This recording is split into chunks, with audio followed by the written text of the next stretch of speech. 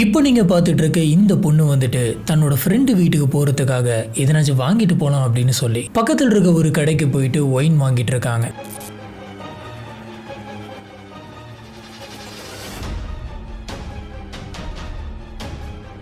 இப்படி வாங்கிட்டு அவங்களோட ஃப்ரெண்டு வீட்டுக்கு போயிருக்காங்க. போயிட்டு மறுபடியும் வீட்டுக்கு கிளம்புற அந்த சமயம் டாக்ஸி, கார் அந்த மாதிரி எதுலையும் போக வேணாம், நடந்து போகலாம் அப்படின்னு சொல்லி ஒரு முடிவு எடுக்கிறாங்க. இது ரொம்பவே சாதாரணமான ஒரு முடிவு தான். ஆனால் அன்னைக்கு இப்படி இவங்க எடுத்து இந்த சாதாரணமான டிசிஷன் அவங்களுடைய வாழ்க்கையே முடிக்க போகுது.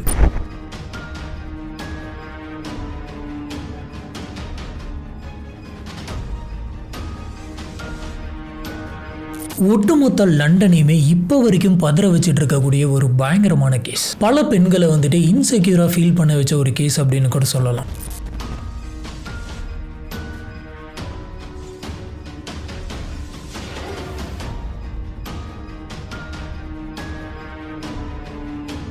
உலகம் ஃபுல்லாக பல பேருக்கு வந்துட்டு பல கேள்விகள் எழுப்பின ஒரு பயங்கரமான கேஸை தான் இன்னைக்கு நம்ம பார்க்க போகிறோம். இப்படி அன்னைக்கு ரோட்டில் நடந்து போயிட்டு இருந்த இந்த பொண்ணுடைய பேர் வந்துட்டு சாரா. இந்த பொண்ணுக்கு என்ன நடந்துச்சு, அதுவும் பப்ளிக்கா எல்லாத்துக்கும் முன்னாடி எல்லார் கண் பார்வையிலும் படுற மாதிரி நடந்திருக்கு. ஆனால் யாருக்குமே எந்த விதமான சந்தேகமும் வரல. நம்மளுடைய சேனலில் நம்ம கிரைம், ஹாரர், மிஸ்ட்ரி அப்படின்னு சொல்லிட்டு நிறைய டாபிக்ஸ் பார்த்துட்டு இருக்கோம். நம்மளுடைய வீடியோஸ்லாம் உங்களுக்கு பிடிச்சிருந்தது அப்படின்னு சொன்னால் மறக்காம லைக் பண்ணுங்க, நம்மளோட சேனலுக்கு சப்போர்ட் பண்ணி சப்ஸ்கிரைப் பண்ணுங்க. ஹலோ ஃப்ரெண்ட்ஸ், நான் உங்க Sami. Welcome to this part.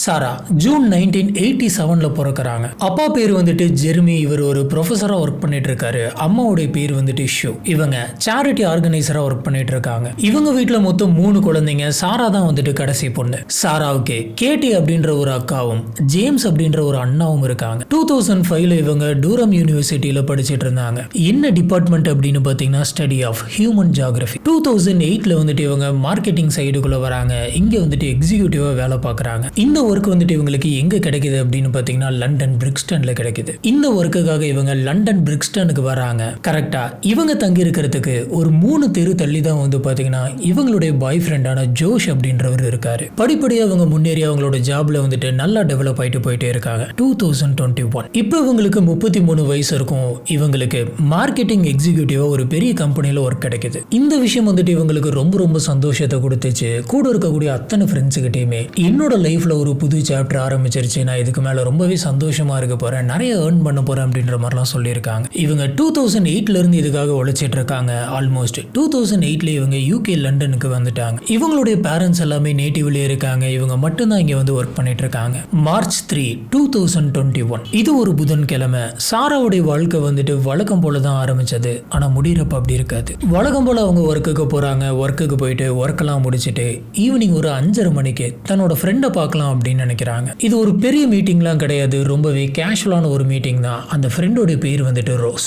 ரோஸும் சாராவும் வந்து பாத்தீங்கன்னா ஒரே யூனிவர்சிட்டியில படிச்சவங்க. அங்கதான் வந்துட்டு இவங்க ஃப்ரெண்ட்ஸ் ஆயிருக்காங்க. அதுல ரோஸ்க்கு சாராவை ரொம்ப ரொம்ப பிடிக்கும். காரணம் என்ன அப்படின்னு கேட்டீங்கன்னா, சாரா எல்லா சமயத்திலுமே ரோஸ்க்கு உதவி பண்ணுவாங்க. அதுலயும் முக்கியமா ஒரு சமயத்துல அவங்களுடைய அம்மாவுக்கு உடம்பு சரியில்லாம இருந்தப்ப சாரா தான் வந்துட்டு ரோஸ்க்கு நிறைய ஹெல்ப் பண்ணியிருக்காங்க. இந்த ஒரு இன்சிடென்ட்னால அவங்களுக்குள்ள இருந்த அந்த பாண்டிங் வந்துட்டு ரொம்ப ரொம்ப அதிகமாகுது. அன்னைக்கு ஈவினிங் சாரா வந்துட்டு ரோஸ் வீட்டுக்கு போயிருந்தப்ப 2 பேருமே ஜாலியாக பேசிட்டு இருந்திருக்காங்க. பழைய மெமரிஸ், அப்புறம் போர் அடிக்குது அப்படின்னு சொல்லி பல கதைகள்லாம் பேசியிருக்காங்க. மெயினா இதை பத்தி பேசியிருக்காங்க அப்படின்னு பாத்தீங்கன்னா லாக்டவுனை பத்தி பேசியிருக்காங்க. ஏன்னா 2021 மார்ச் மாசம் அப்படின்றது அப்பதான் எல்லாருமே கொஞ்சம் கொஞ்சமா வெளியில வந்துட்டு இருந்தாங்க. ஆனா முழுசா கிடையாது. சில ரூல்ஸ் அண்ட் ரெகுலேஷனோட, சில ரெஸ்ட்ரிக்ஷனோட தான் எல்லாரும் மீட் பண்ணிக்கிட்டு இருந்தாங்க. அதனால இவங்க ஒர்க் பண்றது ரொம்ப கஷ்டமா இருக்கு, வீட்லயே உட்காந்து ஒர்க் பண்ணிட்டு இருக்கேன், ஒர்க் ஃப்ரம் ஹோமாவே போயிட்டு இருக்கு, ஆஃபீஸ்க்கு போனாதான் நல்லா இருக்கும்னு நினைக்கிறேன் அப்படின்ற மாதிரி பல விஷயங்களை இவங்க பேசிக்கிறாங்க. அன்னைக்கு சாராவோட பிளான் வந்துட்டு இந்த ஒரு ஃப்ரெண்டை மட்டும் பார்க்கறது கிடையாது, இதுக்கப்புறம் இன்னொரு ஃப்ரெண்டையும் போயிட்டு மீட் பண்ணலாம் அப்படின்றது தான். அந்த இன்னொரு ஃப்ரெண்டு வந்து பார்த்தீங்கன்னா கிளாம்பன் காமன்ல இருக்காங்க. இதனால இவங்க நான் அந்த ஃப்ரெண்டோட வீட்டுக்கும் போகணும், சரி நான் வரேன் அப்படின்னு சொல்லிட்டு ஒரு 7 மணிக்கு முன்னாடி கிளம்புறாங்க. இப்படி கிளம்புனா அவங்க அந்த ஃப்ரெண்டோட வீட்டுக்கு வெறுங்கை வீசிட்டு போகக்கூடாது, எதனாச்சும் வாங்கிட்டு போகலாம், ஃபன் பண்ணலாம் அப்படின்னு சொல்லி பக்கத்தில் இருக்கக்கூடிய ஒரு கன்வீனியன்ஸ் ஸ்டோர் போயிட்டு ஒயின் பாட்டில் வாங்கினாங்க. இது எல்லாமே வந்து பார்த்தீங்கன்னா சிசிடிவி ஃபுட்டேஜாக ரெக்கார்ட் ஆயிருக்கு.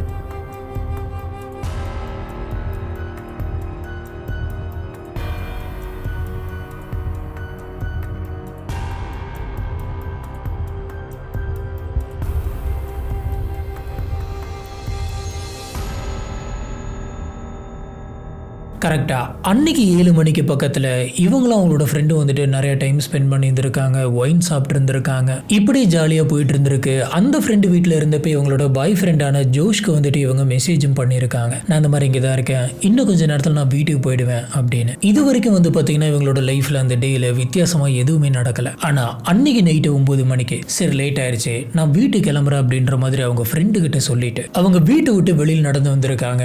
இப்ப அந்த ஃப்ரெண்டோட வீட்டுக்கும் இவங்க ஸ்டே பண்ணியிருக்க அந்த வீட்டுக்கும் 2.5 மைல் தூரம். இவங்க அந்த சமயத்துல பஸ்ஸோ கேபோ எதுவுமே எடுக்க கிடையாது, நம்ம நடந்தே போலாம் அப்படின்னு நினைக்கிறாங்க. இதுக்கான முக்கியமான காரணம் என்ன அப்படின்னு கேட்டீங்கன்னா, நான் ஏற்கனவே சொன்னதான், அந்த டைம்ல எல்லாருமே சகஜமா கிடையாது. இன்னுமே அந்த கொரோனா பத்தின அந்த தாட்ஸ் எல்லாம் வந்துட்டு இருந்துகிட்டே தான் இருந்தது. இதனால நிறைய பேர் வந்து பாத்தீங்கன்னா பக்கத்தில் இருக்கக்கூடிய டிஸ்டன்ஸுக்கு பஸ் டாக்ஸி எல்லாம் வந்துட்டு எடுக்காம இருந்தாங்க. ஆனா இது வந்துட்டு பக்கத்தில் இருக்கக்கூடிய டிஸ்டன்ஸ் கிடையாது, ஆல்மோஸ்ட் இவங்க நடந்து போகணும் அப்படின்னு சொன்னா 50 நிமிஷம் ஆகும். இருந்தாலும் சாரா வந்துட்டு சரி நம்ம வீட்டுக்கு நடந்தே போயிடலாம் அப்படின்னு முடிவெடுத்திருக்காங்க. ஏன்னா இது இவங்களுக்கு புதுசு கிடையாது. சாரா ரொம்பவே ஆக்டிவான பர்சன் அப்படின்றதுனால நம்ம ஜாலியா நடந்துகிட்டே பேசிக்கிட்டே போகலாம் அப்படின்னு சொல்லிட்டு அவங்களோட பாய் ஃப்ரெண்டுக்கு கால் பண்ணி பேசிக்கிட்டே நடந்திருக்காங்க. இந்த கேஸ்ல நான் ஒவ்வொரு டைமே கரெக்டா டைம் லைன் சொல்லிடுறேன். இது எப்ப நடக்குது அப்படின்னு பாத்தீங்கன்னா 9 மணிக்கு இவங்க அவங்களோட பாய் ஃப்ரெண்டு கிட்ட நான் ஃப்ரெண்டு கிட்ட பேசிட்டேன் கிளம்புறேன் அப்படின்னு சொல்லி பேசிக்கிட்டே போயிருக்காங்க. இதுவுமே வந்துட்டு சிசிடிவி ஃபுட்டேஜ்ல ரெக்கார்ட் ஆயிருக்கு.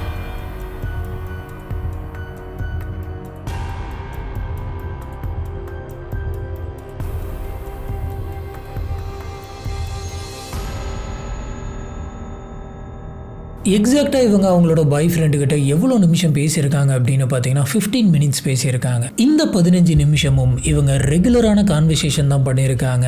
அந்த காலோட எண்ட்ல பாய் ஃப்ரெண்டு வந்துட்டு சரி நீ வீட்டுக்கு சீக்கிரமா நடந்து போயிட்டு தூங்கு, நம்ம காலையில ஒரு பிளான் பண்ணலாம், மீட் பண்ணலாம் அப்படின்ற மாதிரி பேசியிருக்காங்க. அடுத்த நாள் காலையில அதாவது மார்ச் 4 சாராவோட பாய் ஃப்ரெண்டு வந்துட்டு சாராவுக்கு கால் பண்ணியிருக்காங்க. ஆனா சாராவுடைய கால் வந்துட்டு ரீச் ஆகல. பல தடவை இவர் ட்ரை பண்ணிக்கிட்டே இருக்காரு. எல்லா டைமே சுவிட்ச் ஆஃப்னே வந்திருக்கு. என்னது இது சுவிட்ச் ஆஃப்னு வருது அப்படின்னு மாதிரி யோசிச்சிருக்காரு. மதியானம் வரைக்கும் ட்ரை பண்ணி பார்த்திருக்காரு. ஆனா மொபைல் வந்துட்டு ஆன் ஆகவே இல்லை. பொதுவாக ஒரு ஆஃப் டே வந்துட்டு யாருமே மேக்ஸிமம் சுவிட்ச் ஆஃப்லாம் பண்ண மாட்டாங்க.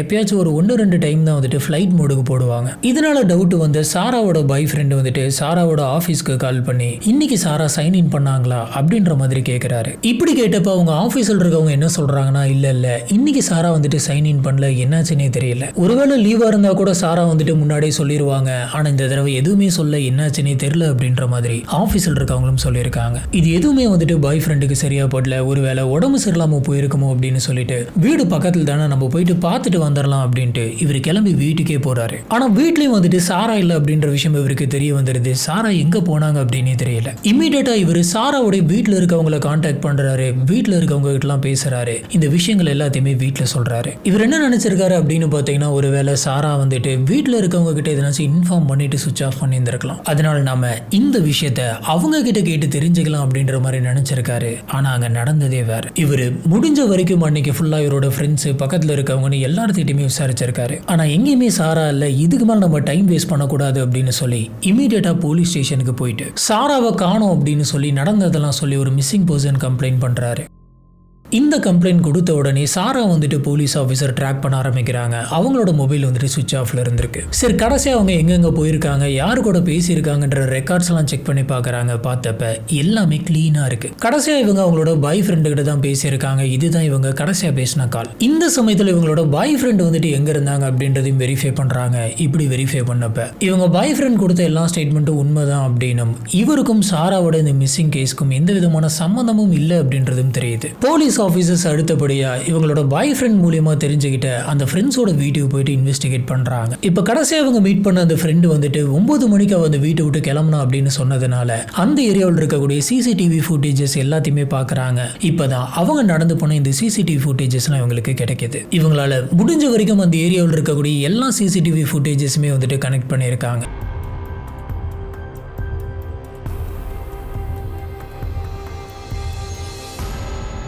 அடுத்தபடியா சாரா வந்துட்டு அன்னைக்கு நைட்டு வீட்டுக்கு போனாங்களா இல்லையா அப்படின்றத தெரிஞ்சுக்கிறதுக்காக அவங்களோட வீட்டோட தெரு எண்டில் இருக்கக்கூடிய சிசிடிவி கேமராஸை செக் பண்ணியிருக்காங்க. இப்படி செக் பண்ணி பார்த்ததுல அதாவது அன்னைக்கு சாயந்தரம் அவங்க வீட்டை விட்டு கிளம்புனதுல இருந்து மறுபடியும் அவங்க வீட்டுக்கு வரவே இல்லை அப்படின்றது தெரியுது. இதுல இருந்து ஒரு விஷயம் கிளியரா புரியுறது என்ன அப்படின்னு பாத்தீங்கன்னா சாரா அவங்களோட வீட்டுக்கு கிளம்பி இருக்காங்க. ஆனா வீட்டுக்கு ரீச் ஆகல. இதுக்கு இடையில தான் வந்து பாத்தீங்கன்னா அவங்களுக்கு ஏதோ ஒண்ணு நடந்திருக்கு. 9:15 வரைக்கும் அவங்களோட பாய் ஃப்ரெண்ட் பேசியிருக்காங்க. அது வரைக்கும் இவங்க மற்றவங்களோட கனெக்டடா இருந்திருக்காங்க. கரெக்டா 9:21 வந்து பாத்தீங்கன்னா சாராவுடைய மொபைல் சிக்னல் வந்துட்டு லாஸ்ட் ஆயிருக்கு. அங்க இருந்து தான் இவங்களோட போன் வந்துட்டு ரீச் ஆகிறது நின்றுருக்கு. அப்படின்னா இந்த 9:15 இருந்து இந்த 9:21 தான் ஏதோ ஒண்ணு நடந்திருக்கு. போலீஸ் ஆபீசர்ஸ் அவங்களால முடிஞ்ச வரைக்கும் எல்லா ஆங்கிள்லயுமே வந்துட்டு விசாரிச்சுட்டு இருக்காங்க.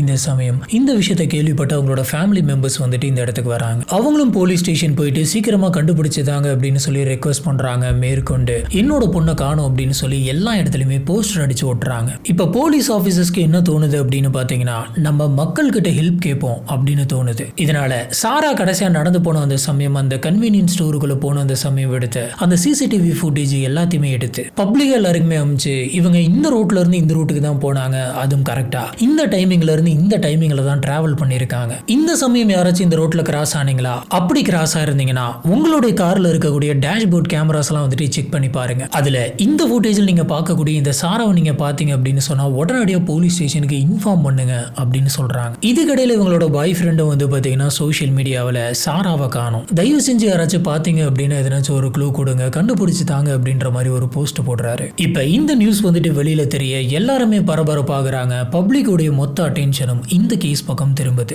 நிறைய பேர் அவங்களாவே முன் வந்து தேட ஆரம்பிக்கிறாங்க. போஸ்டர்ஸ் எல்லாம் ஊர் ஃபுல்லா அடிச்சு ஓட்டுறாங்க.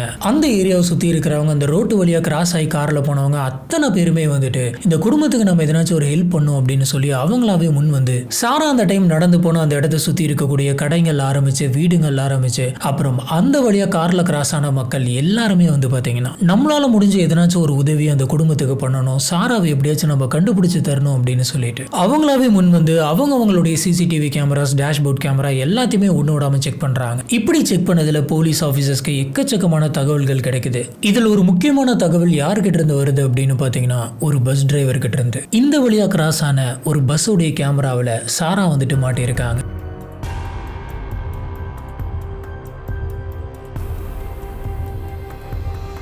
இந்த கேமராவோட ஃபுட்டேஜ் வச்சு பார்க்குறப்ப சாரா வந்துட்டு யாருன்னே தெரியாத ஒரு நபர் கூட நின்று பேசிக்கிட்டு இருக்காங்க. அவங்களுக்கு பக்கத்துலேயே, அதாவது அவங்களுக்கு முன்னாடியே வந்துட்டு ஒரு கார் இருக்கு. இப்போ இந்த ஃபுட்டேஜில் வந்துட்டு எக்ஸாக்ட் டைம் தெரியறதுனால போலீஸ் ஆஃபீஸர்ஸ் இந்த டைமை சொல்லியே வந்துட்டு தேட ஆரம்பிக்கிறாங்க. இன்னும் நிறைய பேர் வந்துட்டு அவங்களுடைய டேஷ்போர்ட் கேமராஸோடைய ஃபுட்டேஜ்லாம் கொண்டு வந்து போலீஸ் கிட்ட தராங்க. இப்போ சாரா வந்துட்டு கடைசியாக பேசிக்கிட்டு இருந்த அந்த நபர் யார்? அந்த நபர் யாரா இருந்தாலும் சரி இமீடியட்டாக பிடிக்கணும். ஏன்னா அந்த நபரை பிடிச்சாதான் கடைசியாக சாராவுக்கு என்ன ஆச்சு அப்படின்றத கண்டுபிடிக்க முடியும். இந்த ஃபுட்டேஜில் நீங்கள் நல்லா பார்த்தீங்க அப்படின்னு சொன்னால் சாராவும் அந்த நபரும் பேசிகிட்டு இருக்கிறதுக்கு கொஞ்சம் பக்கத்தில் ஒரு கார் இருந்திருக்கும். அந்த காரோடைய டோர்லாம் வந்து பார்த்தீங்கன்னா ஓப்பனில் இருக்குது. ஹசார்ட் லைட் வந்துட்டு எரிஞ்சுக்கிட்டு இருக்கு. அந்த காருக்குள்ள டிரைவர் இல்லை, பக்கத்துலையும் யாரும் இல்லை. இதை வச்சு பார்க்குறப்பே சாரா கூட நின்று பேசிகிட்டு இருக்கக்கூடிய அந்த நபர் தான் வந்து காரை நடுவில் ஸ்டாப் பண்ணி ஹசார்ட் லைட்டை போட்டுட்டு வெளியில் வந்து பேசிகிட்டு இருக்காரு அப்படின்றது தெரியுது. இப்போ அந்த காரை ட்ராக் பண்ணோம் அப்படின்னு சொன்னால் அந்த காருக்கு சொந்தக்காரர் யார் அப்படின்றத கண்டுபிடிச்சிடலாம் அப்படின்றதுக்காக இப்போ போலீஸ் ஆஃபீஸர்ஸ் ANPR மெத்தட் மூலிமா அங்க நின்றுட்டு இருக்கக்கூடிய அந்த காரோடைய நம்பர் பிளேட்டை கண்டுபிடிக்கிறாங்க. ANPR அப்படின்னா என்ன அப்படின்னு பார்த்தீங்கன்னா ஆட்டோமேட்டிக் நம்பர் பிளேட் ரெகக்னிஷன். அங்க இருக்கக்கூடிய ரோட்ஸ் எல்லாம் வந்து பார்த்தீங்கன்னா நிறைய கேமராஸ் வச்சிருப்பாங்க. இந்த கேமராஸ் என்ன பண்ணும்னா அங்க போயிட்டு வரக்கூடிய கார்ஸ் அண்ட் வெஹிக்கிள்ஸ் உடைய நம்பர் பிளேட்டை ஸ்கேன் பண்ணிக்கிட்டே இருக்கும். இந்த மெத்தட் மூலமா அங்க நின்றுட்டு இருந்த அந்த காரோடைய நம்பர் பிளேட்டை ஸ்கேன் பண்றாங்க. ஸ்கேன் பண்ணப்ப அது ஒரு ரெண்டல் கார் அப்படின்னு தெரியுது. இந்த காரை யாரோ ஒரு நபர் வந்துட்டு ரெண்டலுக்கு எடுத்திருக்காங்க. உடனடியாக போலீஸ் ஆஃபீஸர் அந்த ரெண்டல் ஆஃபீஸ்க்கு போயிட்டு விசாரிக்கிறாங்க. இப்படி விசாரிச்சப்ப இந்த பர்டிகுலர் காரை அந்த கம்பெனில ரெண்டலுக்கு எடுத்த அந்த நபர் வந்துட்டு அந்த நபருடைய 2 ஃபோன் நம்பரையும் அட்ரஸையும் கொடுத்துட்டு தான் அவன் அந்த காரை வாடகைக்கு எடுத்துட்டு போயிருக்கான். இப்போ போலீஸ் ஆஃபீஸர்ஸ் அந்த நம்பரை எடுத்து டேட்டா பேஸ்குள்ள போட்டு இது யாருடைய நம்பர் அப்படின்றத பாக்குறாங்க. இப்பதான் எல்லாருக்குமே ஷாக்கிங்கான ஒரு விஷயம் காத்துக்கிட்டு இருந்தது. அந்த நபருடைய பேர் வந்துட்டு வெயின் காசின்ஸ். இந்த நபருக்கு 48 வயசு ஆகுது. இந்த நபர் ஒரு போலீஸ் ஆஃபீஸர். அதுலயும் இந்த போலீஸ் ஆஃபீஸர் மேல ஏற்கனவே நிறைய கம்ப்ளைண்ட்ஸ் வந்துட்டு இருக்கு. நிறைய பொண்ணுங்க கிட்ட வந்துட்டு இவன் மிஸ்பிஹேவ் பண்ணதாகவும் பேண்ட் இல்லாம காரை ஓட்டிக்கிட்டு பல இடத்துக்கு போயிட்டு சுத்தினதாகவும் ஒரு முறை மெக்டொனால்ட்ஸ்ல வேலை பார்த்துட்டு இருந்த ஒரு பொண்ணு கிட்ட மோசமா அசிங்கமா எக்ஸ்போஸ் பண்ணி காட்டினதாகவும் பல கம்ப்ளைண்ட்ஸ் வந்துட்டு இவன் மேல இருக்கு. சொல்ல போனா அந்த மெக்டொனால்ட்ஸ்ல ஒர்க் பண்ணிட்டு இருந்த அந்த பொண்ணு கிட்ட இவன் தப்பா நடந்துகிட்டது வந்துட்டு வீடியோ ஃபுட்டேஜாவும் இருக்கு. இத்தனை இருந்தும் வந்து பாத்தீங்கன்னா பல முறை இவன் எஸ்கேப் ஆயிட்டே இருந்திருக்கான். இவன் போலீஸ் அப்படின்றதுனால இவ்வளவு நடந்தும் வந்து பாத்தீங்கன்னா இவன் மேல கரெக்டான ஆக்ஷன்ஸ் எடுக்காம வச்சிருந்திருக்காங்க. இவனோட கேங்ல இருக்கிற எல்லாருமே இவனை மாதிரியான ஒரு குறிப்பிட்ட ஒரு வார்த்தை சொல்லி தான் கூப்பிடுவாங்களாம். அந்த வேர்டை வந்துட்டு நான் இங்க சொல்ல விரும்பல. அதாவது பொண்ணுங்க கிட்ட தப்பா நடந்துக்கிறவன் அப்படின்னு குறிக்கும். இதுதான் வந்துட்டு இவனுடைய நிக் நேம் அப்படின்னு சொல்றாங்க. போலீஸ் ஆபீசர்ஸ் வந்துட்டு இமீடியட்டா வெயினோட வீட்டுக்கு போயிட்டு இன்வெஸ்டிகேட் பண்ணும் அப்படின்னு நினைக்கிறாங்க. அன்னைக்கு வெயின் வந்துட்டு வேலைக்கு வர கிடையாது அப்படின்னு தெரியுது. காரணம் வந்துட்டு எனக்கு தலைவலியா இருக்கு, ஏதோ நான் டயர்டா இருக்குன்னு சொல்லிட்டு அவன் லீவ் போட்டு வீட்டுல இருந்திருக்கான். போலீஸ் ஆபீசர்ஸ் ஒரு 2-3 பேர் வந்துட்டு கேஷுவலாவே வீட்டுக்கு போயிட்டு உங்ககிட்ட கொஞ்சம் நாங்க விசாரிக்கணும் அப்படின்னு நினைக்கிறேன், உங்களுக்கு சாராவை தெரியுமா அப்படின்னு கேக்குறாங்க. அதுக்கு வெயின் வந்துட்டு இல்ல சாரான்னு எனக்கு யாரையுமே தெரியாது அப்படின்னு சொல்ல போலீஸ் ஆபீசர்ஸ் அவங்க கிட்ட போன் எடுத்து காமிச்சு இந்த போட்டோவில் இருக்கவங்க தான் சாராவை பத்தி உங்களுக்கு தெரியுமா அப்படின்னு மறுபடியும் கேக்குறாங்க. அதுக்கு அவன் இல்ல நான் பார்த்ததுல எனக்கு தெரியாது அப்படின்னு சொல்ல சுத்தி எல்லாருமே இதை பத்தி தானே பேசிட்டு இருக்காங்க அப்படின்னு சொல்லி கேட்க, ஓ அந்த பொண்ணு ஆமா எனக்கு தெரியும், நான் கேள்விப்பட்டேன் லாஸ்ட் வீக் கூட அந்த பொண்ணு ஏதோ காணாம போயிருச்சுன்னு சொல்லி அப்படின்ற மாதிரி அவன் சொல்றான். I don't know. Okay. Sarah went missing. I'll show you some of her on the day. Cool. Sarah went missing on Wednesday. Her parents obviously and her family are really worried about her.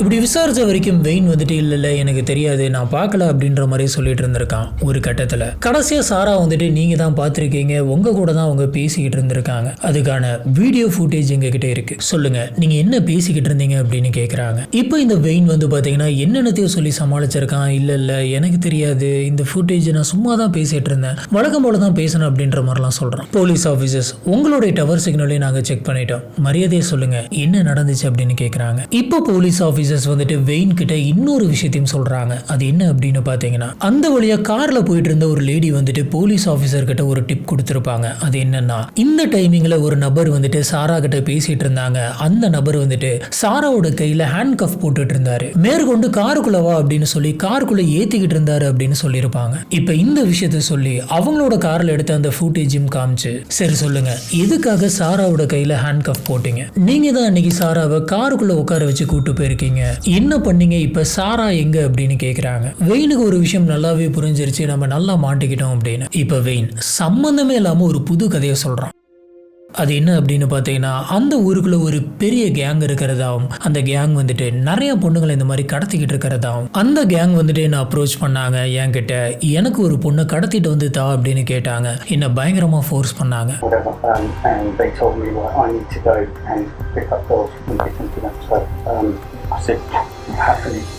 நீ மட்டும் ஒரு பொண்ணு எங்களுக்கு கடத்தி தரல அப்படின்னு சொன்னா உன் குடும்பத்தில் இருக்கிற யாருமே நாங்க விட மாட்டோம், உன்னோட சேர்த்து உன்னோட குடும்பத்தை மொத்தமா நாங்க முடிச்சிருவோம் அப்படின்ற மாதிரி சொன்னாங்க. வேற வழி இல்லாம தான் நான் இதை பண்ணேன். இன்னும் சொல்ல போனா அவங்க என்ன மானிட்டர் பண்ணிக்கிட்டே இருந்தாங்க, எனக்கு இன்ஃபர்மேஷன் கொடுத்துக்கிட்டே இருந்தாங்க. நான் சாராவை வந்துட்டு ஹேண்ட் கஃப் போட்டு சும்மா தான் காருக்குள்ள ஏற்றி கொண்டு போயிட்டு இருந்தேன். அப்போ ஒரு பெரிய ட்ரக் ஆப்போசிட்ல வந்து நின்று அதுல இருந்த ஒரு நபர் இறங்கி வந்து பின்னாடி இருந்த சாராவை கூட்டிட்டு போயிட்டாங்க. இது மட்டும் தான் எனக்கு தெரியும், அதுக்கு மேல எனக்கு வேற எதுவுமே தெரியாது. வேற வழி இல்லாம தான் நான் இதை பண்ண வேண்டியதாயிருச்சு. 24 மணி நேரமும் நான் என் குடும்பத்துக்காக தான் இருக்கேன், என் குடும்பத்தில் இருக்கவங்கள மனசுல வச்சுக்கிட்டு தான் இந்த மாதிரி பண்ணிட்டேன் அப்படின்ற மாதிரி ஒரு பயங்கரமான பர்ஃபார்மன்ஸை போட்டிருக்கான். இந்த விஷயங்கள் எதுவுமே வந்து பாத்தீங்கன்னா நம்புற மாதிரி இல்லை.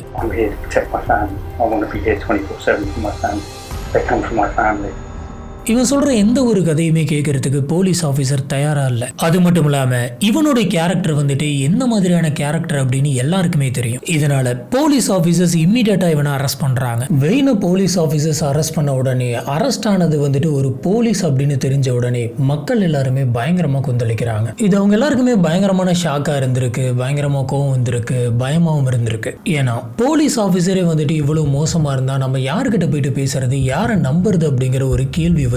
அதுவும் இந்த மாதிரியான ஒரு லாக்டவுன் டைம்ல இந்த மாதிரியான ரெஸ்ட்ரிக்ஷன் இருக்கு, புரோட்டோகால்ஸ் இருக்கு அப்படின்றது பெருசா மக்களுக்கு தெரிஞ்சிருக்காது. ஏன்னா இப்படிப்பட்ட ஒரு சிச்சுவேஷனை இது வரைக்குமே யாரும் ஃபேஸ் பண்ணதில்லை அப்படின்றதுனால ரூல்ஸ் வந்துட்டு அப்பப்போ மாறிக்கிட்டே இருந்தது.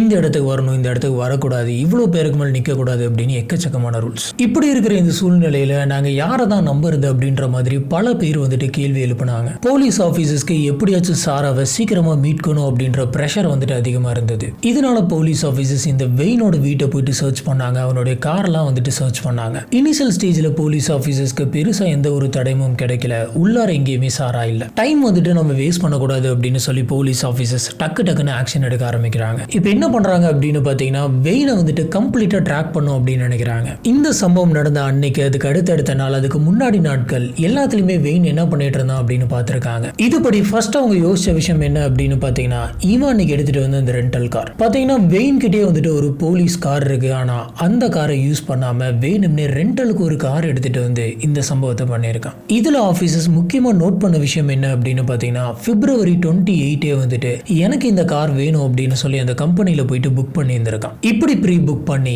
சம்பவம் நடந்த அன்னைக்கு சாயந்தரம், அதாவது March 3 சாயந்தரம் போயிட்டு அந்த காரை பிக் பண்ணிட்டு வந்திருக்கான். அடுத்தது அவனுடைய போன் டவர் சிக்னல்ஸ் வச்சு அவன் எங்கெங்க போயிருக்கான் அப்படின்றத பாக்குறாங்க. பார்த்தப்ப அவன் சவுத் லண்டனுக்குள்ள அங்க இங்கன்னு சொல்லி போய்கிட்டே இருக்கான். 6 மணிலிருந்து 8 மணி வரைக்கும் ரோமிங்ல இருக்கான். அதுவும் அந்த கிளாம்போன் ஏரியாவில் எக்கச்சக்கமான நேரம் வந்துட்டு அவன் ஸ்பெண்ட் பண்ணியிருக்கான். இந்த ஆக்டிவிட்டிஸ் எல்லாமே வந்துட்டு சிசிடிவி ஃபுட்டேஜஸ் மூலியமா அவங்க நோட் பண்றாங்க. இதை பாக்குறப்ப இது தற்செயலா ஒரு பொண்ணு நடந்து வந்து அந்த பொண்ணை கடத்தி கூட்டு போன மாதிரி இல்ல. இந்த மாதிரியான ஒரு பொண்ணை வந்துட்டு நம்ம கடத்தலாம், இந்த மாதிரி ஒண்ணு பண்ணலாம் அப்படின்றத அவன் முன்னாடியே பிளான் பண்ணிட்டு பண்ற மாதிரி இருக்கு. அவனுடைய போலீஸ்கார வீட்டுல போட்டுட்டு பெர்ஃபெக்ட்டா ஒரு டேட்டை ஃபிக்ஸ் பண்ணி ரெண்டல் காரை புக் பண்ண கையோட சேர்த்து யாராச்சும் கிடைப்பாங்களா அப்படின்னு தேடிக்கிட்டு இருந்த மாதிரி இருக்கு. அடுத்ததா 9:14-15 இந்த டைம்ல தான் வந்து பாத்தீங்கன்னா அந்த பஸ் கிராஸ் ஆயிருந்திருக்கு. இவங்க 2 பேரும் நின்றுட்டு இருக்க அந்த ஃபுட்டேஜ் பார்த்திருக்காங்க.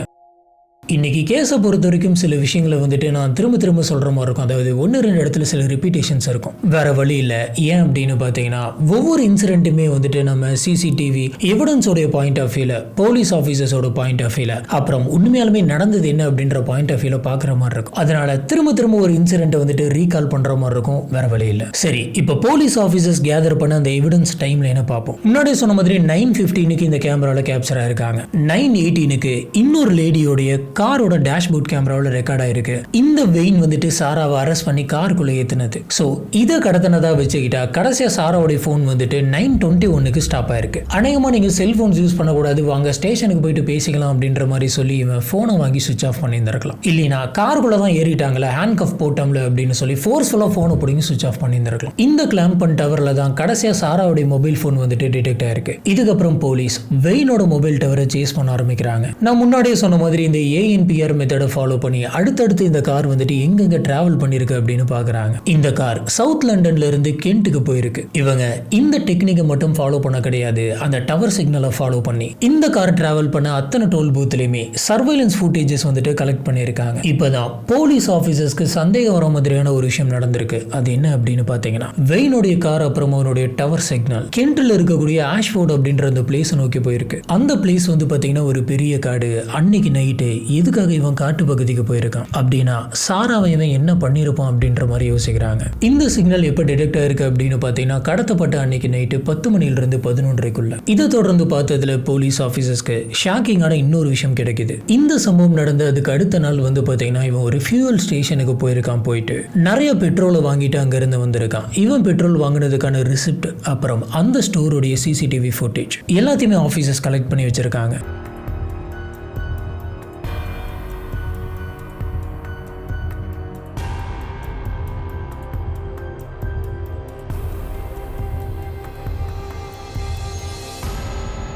இதுல என்ன இவங்களுக்கு பயம் அப்படின்னு பாத்தீங்கன்னா, இவன் எதுக்காக இவ்வளவு பெட்ரோல் வாங்குறான்? ஒருவேளை இவன் சாராவை கொலை பண்ணி எரிக்கிறதுக்கு பிளான் பண்றானோ அப்படின்னு தோணுது. ஒருவேளை அப்படி கூட இருந்திருக்கலாம். அடுத்த நாள் பெட்ரோல் வாங்கிட்டு கூட அந்த காட்டு பகுதிக்குள்ள வச்சு எரிச்சிருந்திருக்கலாம். இது எதுவும் சந்தேகமா இருக்கு. நம்ம டைம் வேஸ்ட் பண்ணக்கூடாது அப்படின்னு சொல்லிட்டு உடனடியா ஒரு பெரிய ஃபோர்ஸை கலெக்ட் பண்ணிட்டு அந்த காட்டு பகுதிக்கு போறாங்க. ஒரு பெரிய சர்ச் டீம் பில்ட் பண்ணி ரொம்ப நேரமா தேடினதுக்கு அப்புறமா போலீஸ் ஆபீசர்ஸ்க்கு பாதி எரிஞ்ச நிலைமையில ஒரு சடலம் கிடைச்சிருக்கு. உடனடியா போலீஸ் ஆபீசர்ஸ் ஃபாரன்சிக் டீம் அந்த இடத்துக்கு வர வைக்கிறாங்க. அந்த சடலத்தை வந்துட்டு பிரேத பரிசோதனைக்காக அனுப்பி வைக்கிறாங்க. முதல்ல கிடைச்ச இந்த சடலம் வந்துட்டு சாராவுடைய தானா அப்படின்றத செக் பண்றதுக்காக அவங்க வீட்டில் இருக்கவங்க கிட்டலாம் வந்துட்டு DNA சாம்பிள்ஸ் எடுத்துக்கிறாங்க. இப்படி DNA சாம்பிள்ஸ் எடுத்துட்டு இவங்களுக்கு கிடைச்ச அந்த சடலத்தோட DNA சாம்பிள் எடுத்து வச்சு மேட்ச் பண்ணி பார்த்ததுல இவங்களுக்கு இப்ப இந்த காட்டு பகுதிக்குள்ள கிடைச்சது சாராவுடைய சடலம் தான் அப்படின்றது கன்ஃபார்ம் ஆகுது. இது வரைக்கும் போலீஸ் ஆபீசர்ஸ் வெயினை ஒரு சந்தேகத்தின் அடிப்படையில தான் வந்துட்டு அரெஸ்ட் பண்ணியிருந்தாங்க. ஆனா இந்த விஷயங்கள் தெரிஞ்ச உடனே சீரியஸாவே அரெஸ்ட் பண்றாங்க. இந்த சமயத்தில் தான் பிரேத பரிசோதனை ரிப்போர்ட் வருது. இந்த ரிப்போர்ட்ல அவங்க என்ன சொல்லியிருக்காங்க அப்படின்னு பாத்தீங்கன்னா, சாரா கிட்ட யாரோ ஒருத்தர் ரொம்ப மோசமா தப்பா நடந்திருக்கான் அப்படின்னு சொல்றாங்க. சாராவுடைய சடலத்திலிருந்து நிறைய DNA சாம்பிள்ஸ் கிடைச்சிருக்கு. அதுவும் போக எந்த ஒரு எவிடன்ஸும் கிடைக்க கூடாது அப்படிங்கிறதுக்காக தான் அந்த கொலையாளி வந்துட்டு இவங்களை எரிச்சிருக்கணும் அப்படின்னு சொல்றாங்க. இப்படி இவன் எரிச்சிட்டு போனதுல சாரா வந்துட்டு முழுசா எரிய கிடையாது, பாதி தான் எரிஞ்சிருக்காங்க. இந்த ரிப்போர்ட்ல சாரா வந்துட்டு எதனால இறந்திருக்காங்க அப்படின்னு போட்டிருக்காங்கன்னா, சாராவை ரொம்ப ஃபோர்ஸா வந்துட்டு கழுத்தை பிடிச்சி நெரிச்சதாம். இப்படி கழுத்தை பிடிச்சி நெரிச்ச அடிச்சதுனால தான் அவங்க இறந்துட்டாங்க அப்படின்னு போட்டிருக்கு. இந்த அரெஸ்ட் நடந்ததுக்கு அப்புறமா போலீஸ் ஆபீசர்ஸ் இன்வெஸ்டிகேஷன் ரூம்குள்ள கூட்டிட்டு வந்து சொல்லு என்ன நடந்துச்சு அப்படின்னு கேக்குறாங்க. இந்த சமயம் பாத்தீங்கன்னா வெயின் மறுபடியும் புதுசா கதை சொல்லியிருக்கான். இந்த கொலைக்கும் எனக்கு எந்த விதமான சம்மந்தமும் கிடையாது, நான் வந்துட்டு இதை ஒரு பயத்துல பண்ணிட்டேன், இதை பண்ணதெல்லாம் நான் கிடையாது, வேற யாரோ ஒருத்தாங்க, ஆனா பழி ஏமால தான் வரும் அப்படின்றது எனக்கு தெரிஞ்சு போச்சு, அதனாலதான் நான் இதை எரிச்சிட்டேன், இவ்வளவுதான் எனக்கு தெரியும், வேற எதுவுமே எனக்கு தெரியாது அப்படின்ற மாதிரி சொல்லியிருக்கான். ஆனால் ஆஃபீஸர்ஸ் இது எதையுமே வந்துட்டு நம்புறதுக்கு தயாராக இல்லை. உனக்கு எதிராக எங்ககிட்ட எக்கச்சக்கமான எவிடன்ஸ் இருக்கு, நீ வசமாக மாட்டிக்கிட்ட, நீ கம்ப்ளீட்டாக எங்களுடைய வட்டத்துக்குள்ளே தான் இருக்க, சொல்லு நீ அன்னைக்கு போயிட்டு சாராவை எப்படி அப்ரோச் பண்ண, என்ன நடந்துச்சுன்னு சொல்லுன்னு கேட்குறாங்க. இப்போ தான் வெயின் என்ன சொல்கிறான் அப்படின்னு பார்த்தீங்கன்னா, அன்னைக்கு நைட்டு 9:15க்கு சாரா வந்துட்டு நடந்து வந்துட்டு இருந்தாங்க. நான் இதை பார்த்து காரை கொஞ்சம் முன்னாடி போயிட்டு பார்க் பண்ணிட்டு என்னோட காரில் அசார்ட் லைட் போட்டு கதவை வந்துட்டு ஓப்பன் பண்ணி வச்சுட்டு சாராவை நான் போய் பார்த்து அவங்க கிட்ட பேசினேன். என்னாச்சு இந்த மாதிரி தனியாக வந்துட்டு இருக்கீங்க, நீங்கள் வந்துட்டு கோவிட் ரெகுலேஷனை வந்துட்டு மீறிட்டீங்க, இப்படி பண்றது உங்களுக்கு தப்புன்னு தெரியாதா, அப்படி இப்படின்னு சொல்லி என்னென்னத்தையும் சொல்லியிருக்கான். இது எல்லாத்தையும் பார்த்ததுக்கு அப்புறம் சாரா வந்துட்டு என்ன ஃபீல் பண்ணியிருக்காங்க அப்படின்னு பார்த்தீங்கன்னா, சரி நம்மளுக்கே தெரியாம நம்ம ஏதோ பண்ணிட்டோம் போல, ஏதோ ஒரு புது ரூல்ஸை வந்துட்டு நம்ம மீறிட்டோம் போல இருக்கு அப்படின்னு சொல்லி ஒரு பதட்டத்தில் நின்றுட்டு இருக்காங்க. இப்போ வெயின் வந்துட்டு போலீஸ் யூனிஃபார்ம்ல இருக்க கிடையாது, கேட்டதுக்கு நான் மஃப்டியில் இருக்கேன் அப்படின்ற மாதிரி சொல்லியிருந்திருக்கான். அவனுடைய ஒரிஜினல் போலீஸ் ஐடி கார்டை எடுத்து காமிச்சிருக்கான். இப்போ நீங்க சாராவோட பாயிண்ட் ஆஃப் வியூல யோசிச்சு பாருங்களேன், ஒருத்தர் வந்து இந்த மாதிரி சொல்றாரு, இந்த மாதிரி ஐடி கார்டு எடுத்து காமிக்கிறாரு, ஹேண்ட் கஃப் வச்சிருக்காரு, இதெல்லாம் பாக்குறப்ப உங்களுக்கு என்ன தோணி இருந்திருக்கும், சரி இது ஒரு அரெஸ்ட் போல இருக்கு, சரி நம்ம ஸ்டேஷன்ல போய் பேசிக்கலாம், நம்ம ஸ்டேஷனுக்கு போயிட்டு நம்மளோட ஃப்ரெண்ட்ஸுக்கு கால் பண்ணலாம், இல்ல எதனாச்சும் ஒரு ஃபைன் அமௌண்டா இருந்தா கூட கட்டிடலாம் அப்படின்ற மாதிரி தான் நினைச்சிருப்பாங்க. ஒருவேளை இது ஒரு ஸ்ட்ரேஞ்சரா இருந்தா கூட என்ன விடு அப்படின்னு சொல்லி கத்தி இருந்திருக்கலாம். போலீஸ் அப்படிங்கிறதுனால சரி அப்படின்னு சொல்லிட்டு இவங்களா தான் போயிட்டு அந்த காருக்குள்ள ஏறுறாங்க. இதுல இன்னொரு மோசமான விஷயம் என்ன அப்படின்னு பாத்தீங்கன்னா, இந்த சம்பவத்தை வெளியில இருந்து ஒருத்தவங்க பார்த்தா கூட சரி அவங்க ஏதோ ஒரு ரூல்ஸை வந்துட்டு மீறிட்டாங்க போல இருக்கு, அதனாலதான் போலீஸ் வந்துட்டு ஹேண்ட் கஃப் போட்டு அரெஸ்ட் பண்ணி கூட்டு போயிட்டு இருக்காங்க அப்படின்னு தான் நினைச்சிருப்பாங்க. ஆல்மோஸ்ட் பப்ளிக்காவே எல்லாருமே பார்க்குற மாதிரி அவனுடைய அதிகாரத்தை வந்துட்டு அவன் மிஸ்யூஸ் பண்ணி ஒண்ணுமே தெரியாத ஒரு பொண்ணை வந்துட்டு இவன் கடத்தியிருக்கான். சாராவை வண்டிக்குள்ள ஏத்தின உடனே அவங்களுடைய ஹேண்ட் கஃபை வந்து வண்டியோட லாக் பண்ணியிருக்கான். கதவை திறந்து குதிக்க கூடாது அப்படிங்கிறதுக்காக அந்த காருக்குள்ள வந்துட்டு சைல்டு லாக் ஆன் பண்ணியிருக்கான். சாராவும் நம்ம ஸ்டேஷனுக்கு தான் போறோம் அப்படின்ற மாதிரி நம்பி இருக்காங்க. ஆனா அந்த நம்பிக்கை எல்லாமே பொய்யாகிற மாதிரி அவன் காட்டு பகுதிக்குள்ள போயிருந்திருக்கான். இன்னும் சொல்ல போனா காட்டு பகுதிக்குள்ள அந்த பொண்ணுக்கு அநியாயம் நடக்க கிடையாது, காருக்குள்ள இருந்தே நடந்திருக்கு அப்படின்ற மாதிரி சொல்றாங்க. ஏன்னா போலீஸ் ஆபீசர்ஸ் வந்துட்டு ஃபாரன்சிக் டீமை வச்சு எக்கச்சக்கமான ஆதாரங்களை கலெக்ட் பண்ணியிருக்காங்க. இவர் ரெண்டுக்கு எடுத்துட்டு போன அந்த காரை வந்துட்டு கம்ப்ளீட்டா கிளீன் பண்ணிட்டு தான் மறுபடியும் நெக்ஸ்ட் டே போயிட்டு அதை ஒப்படைச்சிருக்கான். ஆனா ஃபாரன்சிக் டிபார்ட்மெண்ட் அதை சர்ச் பண்ணி பார்த்தப்ப இவன் என்னதான் கிளீன் பண்ணியிருந்தாலும் அந்த காரை டீப் டவுனா மைக்ரோ லெவல்ல சர்ச் பண்ணி பார்த்ததுல சில டிஎன்ஏ சாம்பிள்ஸ் கிடைச்சிருக்கு, இவனுடைய ஸ்பெர்ம் சாம்பிள்ஸ் கிடைச்சிருக்கு. அதுவும் காருக்குள்ளே வந்து பாத்தீங்கன்னா சாராவுடைய பிளட் சாம்பிள்ஸும் டிஎன்ஏ சாம்பிள்ஸும் கிடைச்சிருக்கு. காட்டு பகுதிக்குள்ள எரிஞ்சு போன நிலைமையில கிடைச்ச சாராவுடைய ட்ரெஸ்ல, அதாவது பாதி எரிஞ்சு போயிருந்த அந்த சாராவுடைய ட்ரெஸ்ல அன்னைக்கு வெயின் யூஸ் பண்ணியிருந்த அந்த ட்ரெஸ்ஸோடைய ஃபைபர்ஸ் எல்லாம் வந்துட்டு கிடைச்சிருக்கு. அந்த ட்ரெஸ்லயும் வெயினோட டிஎன்ஏ சாம்பிள்ஸ் கிடைச்சிருக்கு. அது ஒரு பக்கம் இருக்க வெயினோட ட்ரெஸ்ஸுமே வந்துட்டு அன்னைக்கு கலெக்ட் பண்ணியிருந்திருக்காங்க. வெயின் அன்னைக்கு என்னென்ன போட்டிருந்திருக்கானோ அது எல்லாத்தையுமே கலெக்ட் பண்ணி பார்த்ததுல அவனுடைய ட்ரெஸ்லயுமே வந்துட்டு சாராவுடைய டிஎன்ஏ சாம்பிள், சாராவுடைய பிளட் சாம்பிள்ஸ் கிடைச்சிருக்கு. வெயின் வந்துட்டு ஒரு கட்டத்தில் இன்வெஸ்டிகேஷன்ல ஆமா நான் தான் பண்ணு அப்படின்றத ஒத்துக்கிட்டான். ஆனா அவன் சும்மா ஒன்னும் ஒத்துக்க கிடையாது. நீ மாட்டிக்கிட்ட, உனக்கு எதிராக இவ்வளவு ஆதாரங்கள் இருக்கு அப்படின்னு சொல்லி எடுத்து காட்டினதுக்கு அப்புறம் தான் ஒத்துக்கிட்டான். அதுக்கப்புறம் அவன் தெரியாம பண்ணிட்டேன் அப்படின்ற மாதிரி சொல்லியிருக்கான். அதுவுமே அவன் வந்துட்டு மனசுல இருந்து சொன்னது கிடையாது. சரி இதுக்கு மேல நம்ம தப்பிக்கவே முடியாது அப்படின்னு தெரிஞ்சதுக்கு அப்புறம் தான் இவன் அந்த உண்மைகள் எல்லாத்தையுமே ஒத்துக்கிட்டு இருந்திருக்கான். இவனும் ஒரு போலீஸ் ஆபீசரா இருந்ததுனால இந்த எவிடன்ஸ் எல்லாம் அவனுக்கு எதிராக எப்படி ஆக்ட் ஆகும் அப்படின்றது அவனுக்கு தெரியும். இந்த விஷயங்கள் எல்லாமே பப்ளிக்கு தெரிய இது பூதாகரமா வெடிச்சது. பல பேர் வந்துட்டு பெண்களுக்கு என்ன பாதுகாப்பு இருக்கு அப்படின்னு சொல்லிட்டு ரோட்ல வந்து போராட்டம் பண்ண ஆரம்பிச்சாங்க. கையில கேண்டில்ஸ் எல்லாம் எடுத்துட்டு ஊர்வலம் போனாங்க. அவங்களுடைய சடலத்துக்கு வந்துட்டு அஞ்சலி செலுத்தினாங்க. சாராவுடைய இந்த கேஸ் வந்து பாத்தீங்கன்னா பல நாடுகள்ல இருக்கவங்களுக்கு அதிர்ச்சியா இருந்தது. இதுல ஒரு கொடுமையான விஷயம் என்ன அப்படின்னு பாத்தீங்கன்னா, இந்த ஒரு பிரச்சனைக்காக குரல் கொடுக்கறதுக்காக எக்கச்சக்கமான ஆயிரக்கணக்கான மக்கள் வந்துட்டு ஒண்ணு கூடி இருந்தாங்க. அப்பதான் லாக்டவுன் முடிஞ்சு எல்லாருமே சகஜமா வந்துட்டு இருந்த அந்த சமயம் இவ்வளவு பேர் கூடுனாங்க அப்படின்னு சொன்னா மறுபடியும் எதனாச்சும் ஒரு அசம்பாவிதம் நடந்துருமோ, இது மறுபடியும் பயங்கரமா இதனால பரவ ஆரம்பிச்சிருமோ அப்படின்னு சொல்லி போலீஸ் ஆபீசர்ஸ்க்கு பயங்கரமான பிரஷர் இருந்தது. இந்த பிரஷர்ல அங்க இருந்த மக்கள் எல்லாத்தையுமே உடனடியா கலைஞ்சு போங்க அப்படின்ற மாதிரி அவங்க முடிஞ்ச வரைக்கும் சொல்லி பார்த்திருக்காங்க. எல்லா இடத்துலயுமே இந்த சிச்சுவேஷன் வந்துட்டு ரொம்ப மோசமாகுது அவன் ஒருத்தன் பண்ண அந்த தப்புனால. இந்த கேஸ் வந்து பாத்தீங்கன்னா 2022 ஜூலைல இருந்து செப்டம்பர் வரைக்கும் நடந்துட்டு இருந்தது. இந்த கேஸை நடத்தின நீதிபதிகளே வந்துட்டு பயங்கரமா ஷாக் ஆகுறாங்க. கோர்ட்ல இவன் பண்ண எல்லாத்தையுமே ஆதாரத்தோட நிரூபிக்கிறாங்க. ஒரு பொண்ணு வந்து கடத்தினது, அவனோட அதிகாரத்தை வந்துட்டு மிஸ்யூஸ் பண்ணது, அந்த பொண்ணுகிட்ட தப்பா நடத்தினது, அந்த பொண்ணை கொலை பண்ணது, அந்த பொண்ணுடைய பாடி வந்துட்டு எரிச்சது, மக்கள் எல்லாத்தையுமே வந்துட்டு அச்சுறுத்தினது, அப்படி இப்படின்னு சொல்லி எக்கச்சக்கமான கேஸ் அவன் மேல போடுறாங்க. யூகேவிலே இருக்கக்கூடிய ஒரு ஒஸ்டான தண்டனை அவனுக்கு தராங்க. அதாவது சாகர வரைக்கும் நீ ஜெயிலுக்குள்ள தான் இருக்கணும், தனியா தான் இருக்கணும். வெயினுக்கு வந்துட்டு என்னைக்குமே பரவல் கிடையாது. இதுக்கு மேல அவன் ஜெயில விட்டு வெளியில வந்து வெளி உலகத்தை ஒரு நாள் கூட பார்க்க முடியாது. அவனோட ஆயுசு முழுக்க வந்துட்டு அவன் ஜெயிலுக்குள்ள தான் இருக்கணும் அப்படின்னு. இந்த கேஸ்ல தீர்ப்பு வந்ததுக்கு அப்புறம் என்ன இருக்கு அப்படின்னு பாத்தீங்கன்னா, அதுக்கப்புறமும் இது வந்துட்டு அடங்க கிடையாது. இது ஒரு பெரிய லெவல்ல போயிட்டு இருந்தது. நிறைய ட்ரஸ்ட் சேர்ந்தவங்களாம் வந்துட்டு இந்த மாதிரி ஒண்ணு நடந்திருக்கு, இதுக்கு நீங்க என்ன ஆக்ஷன் எடுக்க போறீங்க அப்படின்ற மாதிரி கேட்டுக்கிட்டே இருந்தாங்க. பெண்களுக்கு வந்துட்டு பாதுகாப்பு இல்ல, போலீஸ் சிஸ்டம்லயே வந்துட்டு தப்பா இருக்கு. நாளை பின்ன இந்த மாதிரியான ஒரு சம்பவம் வந்துட்டு எங்களுக்கோ இல்ல சுத்தி இருக்கவங்களுக்கோ நடந்தா நாங்க என்ன பண்றது, எதை நம்பி நாங்க ஒரு விஷயத்த பண்றது அப்படின்ற மாதிரிலாம் நிறைய கொஸ்டின்ஸ் வைக்கிறாங்க.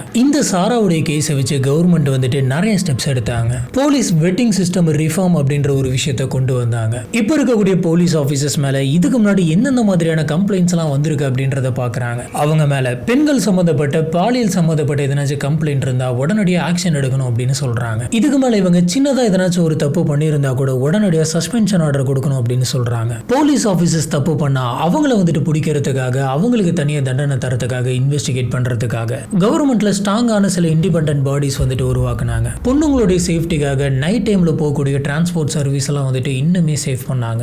டார்க்கா எந்த ஒரு ரோடுமே இருக்கக்கூடாது, எல்லா இடத்துலயுமே ஸ்ட்ரீட் லைட்ஸ் வைக்கணும் அப்படின்னு, முடிஞ்ச லெவலுக்கு இன்னுமே பல இடங்கள்ல வந்துட்டு கேமராஸ் வந்து வைக்கணும் அப்படின்னு. அதோட முக்கியமா போலீஸ் ஆபீசர்ஸ் வந்துட்டு யூனிஃபார்ம்ல இருந்தா மட்டும்தான் ஒருத்தங்களை நிறுத்தி பேசணும் அப்படின்னு சொல்றாங்க. இதுதான் இன்னைக்கு நம்ம பார்க்க இருந்த கேஸ். இந்த கேஸை பொறுத்த வரைக்கும் ஒரு கஷ்டமான விஷயம் என்ன அப்படின்னு கேட்டீங்கன்னா, சாரா எந்த ஒரு தப்புமே பண்ணல. சாரா அன்னைக்கு நைட்டு வீட்டுக்கு போறதுக்காக அவங்களுக்கு நல்லா தெரிஞ்ச ஒரு ரோட்ல நடந்து போயிருக்காங்க. அவங்க அன்னைக்கு நடந்து போனது தப்பா இல்ல ஒரு போலீஸ் ஆபீசரை நம்பினது தப்பா? நீங்க முன்னாடி யோசிச்சு பாருங்களேன். ஒரு ஸ்ட்ரேஞ்சர் வரான், எதிரில் வந்து வழிமறிக்கிறான், அது ஒரு பப்ளிக்கான பிளேஸா இருக்கு, ரோடா இருக்கு. ஏற்கனவே நம்ம நிறைய சேஃப்டி பார்த்து தான் மக்கள் கூட்டம் நிறைய பேர் இருக்கிற ஒரு இடத்துல போயிட்டு இருக்கும். அந்த இடத்துல தெரியாத ஒரு நபரோ ஸ்ட்ரேஞ்சரோ வந்தா நம்ம பயங்கரமா கத்தலாம், என்ன விடு அப்படின்னு சொல்லலாம், அந்த இடத்த விட்டு ஓடலாம். ஆனா இந்த இடத்துல வந்தது வந்து பாத்தீங்கன்னா ஒரு போலீஸ் ஆபீசர். அப்ப யாரை நம்புறது? போலீஸ் ஆபீசருக்கு யூனிஃபார்ம் தரது வந்துட்டு மக்களை பாதுகாக்க. அந்த யூனிஃபார்மை போட்டுட்டு இந்த மாதிரியான சில மிருகங்கள் வந்துட்டு அந்த யூனிஃபார்முடைய புனிதத்தை கெடுக்கிறாங்க. ஆனா இதெல்லாம் வந்து பாத்தீங்கன்னா இமேஜின் கூட பண்ணி பார்க்க முடியாத ஒரு சிச்சுவேஷன். ஒரு போலீஸ் ஆபீசர் வந்து நில்லுன்னு சொன்னா நம்ம நின்று தான் ஆகணும். இது வந்து ஒரு இண்டிவிஜுவல் பர்சனுடைய கேஸ் கிடையாது, இது ஒரு சிஸ்டம் ஃபெயிலியர். ஏன்னா இந்த ஆள் வந்துட்டு சாதாரணமான ஆள் கிடையாது. இதுக்கு முன்னாடி எக்கச்சக்கமான தப்புகள் இல்ல அயோக்கியத்தனங்கள் வந்துட்டு பண்ணியிருக்கான். இன்டீசென்ட்டா பல பேருக்கு முன்னாடி எக்ஸ்போஸ் பண்ணியிருக்கான். இதுக்காக பல பொண்ணுங்க வந்துட்டு கம்ப்ளைண்ட் பண்ணியிருக்காங்க. அப்பவே இதுக்கு ஒரு ப்ராப்பரான ஆக்ஷன் எடுத்திருந்தா இன்னைக்கு சாரா உயிரோடு இருந்திருப்பாங்க. இங்க பல இடத்துல இருக்கக்கூடிய ஒரு கெட்ட பழக்கம் என்ன தெரியுமா? ஒரு விஷயம் ரொம்ப சீரியஸா போயிட்டு டெட் எண்ட்ல போயிட்டு எல்லாருக்குமே தெரியுற மாதிரி நடந்தாதான் அதுக்கு ஆக்ஷன் எடுப்பாங்க. சின்னதா ஒண்ணு நடக்கும் போதே, ஒண்ணு ஆரம்பிக்கும் போதே அதோட விளைவு என்னவா இருக்கும் அப்படின்ற மாதிரி கவர்மெண்ட் வந்துட்டு புரிஞ்சுக்கணும். சரி, கடைசியா ஒண்ணு மட்டும் சொல்லிட்டு இந்த கேஸை முடிச்சிடலாம். லா அப்படிங்கிறது மக்களை பாதுகாக்கிறதுக்காக தான், அவங்கள பயன்படுத்துறதுக்கு இல்ல. இந்த கேஸை பத்தி உங்களுக்கு என்ன தோணுது அப்படிங்கறது கீழே இருக்கக்கூடிய கமெண்ட் பாக்ஸ்ல மறக்காம ஸ்பாட் பண்ணுங்க. அங்க வச்சு இந்த கேஸை பத்தி நம்ம டிஸ்கஸ் பண்ணுவோம். நம்மளுடைய வீடியோஸ்லாம் உங்களுக்கு பிடிச்சிருந்தது அப்படின்னு சொன்னா மறக்காம லைக் பண்ணுங்க. நம்மளோட சேனலுக்கு சப்போர்ட் பண்ணி சப்ஸ்கிரைப் பண்ணுங்க.